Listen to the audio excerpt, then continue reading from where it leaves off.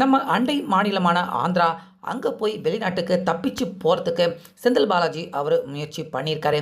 So அவர் மட்டும் கிடையாது, அவருடைய சகோதரர் அசோக் ரெண்டு பேருமே ஆந்திராவுக்கு போய் அங்கேருந்து வெளிநாட்டுக்கு தப்பிச்சு போயிடலாம் அப்படின்னு ரெண்டு பேருமே முயற்சி பண்ணியிருக்காங்க. அதற்கான திட்டத்தையுமே போட்டிருக்காங்க.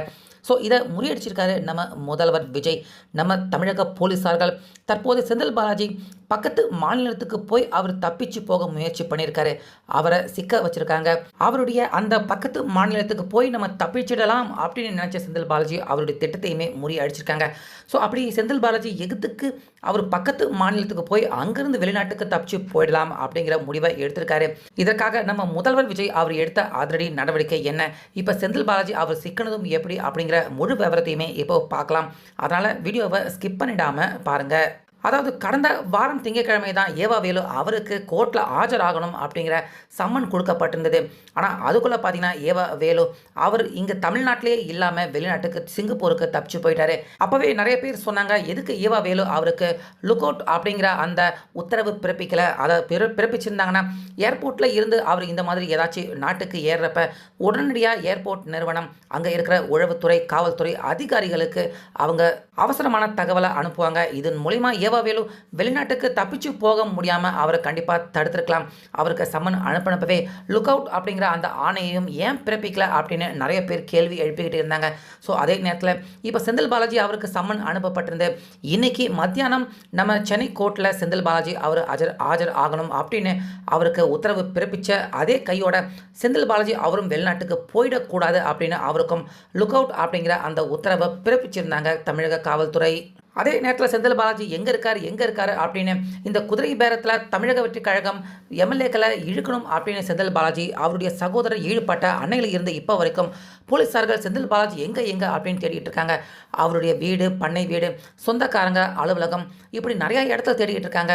அவருடைய தம்பியும் சரி, அதே போல் செந்தில் பாலாஜி யாருமே இது வரைக்கும் கண்ணிலேயே சிக்கலை. இதனால் செந்தில் பாலாஜி எக்காரணத்தை கொண்டும் வெளிநாட்டுக்கு அவர் தப்பிச்சு போயிடக்கூடாது அப்படிங்கிறதுல தமிழக போலீஸார்கள் ரொம்ப தீவிரமாக இருக்காங்க. ஆனால் அதுக்குள்ளேயே அவர் பக்கத்து மாநிலம், அண்டை மாநிலம், உதாரணத்துக்கு ஆந்திரா, கேரளா, கர்நாடகா, இப்படி பக்கத்து மாநிலத்துக்கு சாலை மார்க்கமாக போய் அங்கே இருந்து யாருக்கும் தெரியாமல் செந்தில் பாலாஜி அவர் எப்படியாச்சு நிச்சயமாக வெளிநாட்டுக்கு தப்பிச்சு போகிறதுக்கான வாய்ப்பு என்னமோ பார்த்தீங்கன்னா ஓரளவுக்கு இருக்க தான் செய்யுது. ஸோ இதனால் பார்டர், அதாவது Andhra border, Karnataka border, Kerala border, இந்த மாதிரியான பார்டர்கள் அந்த பகுதிகளில் மட்டும் நம்ம தமிழக போலீஸார்கள் அவங்க தீவிரம் சோதனை நடத்த ஆரம்பிச்சிருக்காங்க.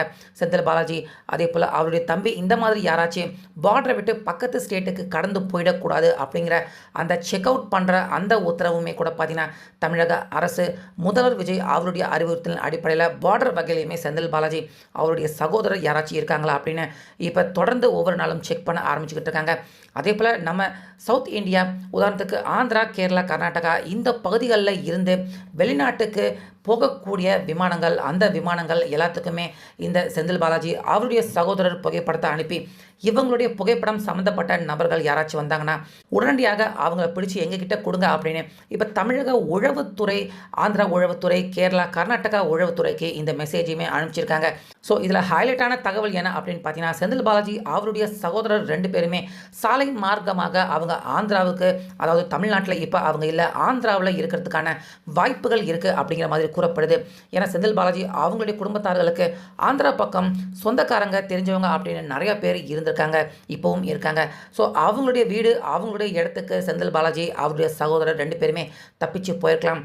அதிகபட்சம் ஆந்திராவில் இருக்கிற ஏதாச்சும் ஒரு விமான நிலையத்தில் இருந்து வெளிநாட்டுக்கு இவங்க ரெண்டு பேருமே போகிறதுக்கான வாய்ப்பு இருக்குது. அதனால் ஆந்திராவில் இருக்கிற ஏர்போர்ட் எல்லா நிறுவனத்துக்குமே தமிழ்நாடு உளவுத்துறை முதல்வர் விஜய் அவருடைய அறிவுறுத்தலின் அடிப்படையில் ஆந்திராவில் இருக்கிற எல்லா விமான நிலையத்துக்கும் செந்தில் பாலாஜி அவருடைய சகோதரர்கள் புகைப்படத்தை அனுப்பி வச்சுருக்காங்க.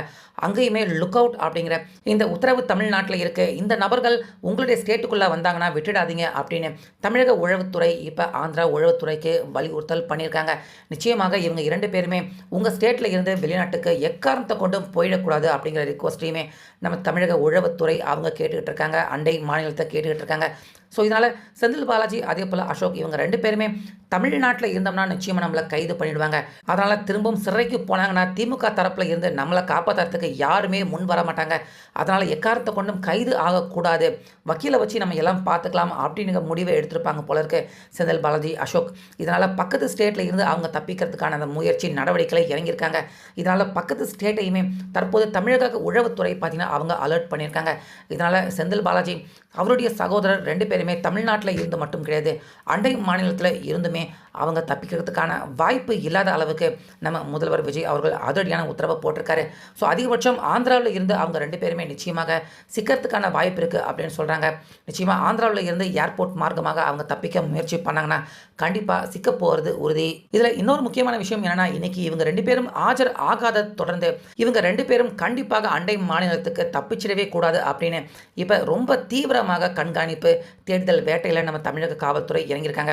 ஸோ இதனால் நிச்சயமாக நம்ம முதல்வர் விஜய் அவர் கரூருக்கு போகிறதுக்கு உள்ள கண்டிப்பாக செந்தில் பாலாஜி அவருடைய சகோதரர் 2 பேருமே கைது ஆகிறதுக்கான வாய்ப்பு அதிகமாக இருக்குது அப்படிங்கிற மாதிரி தான் தகவல் வெளியாகிட்டு இருக்கு.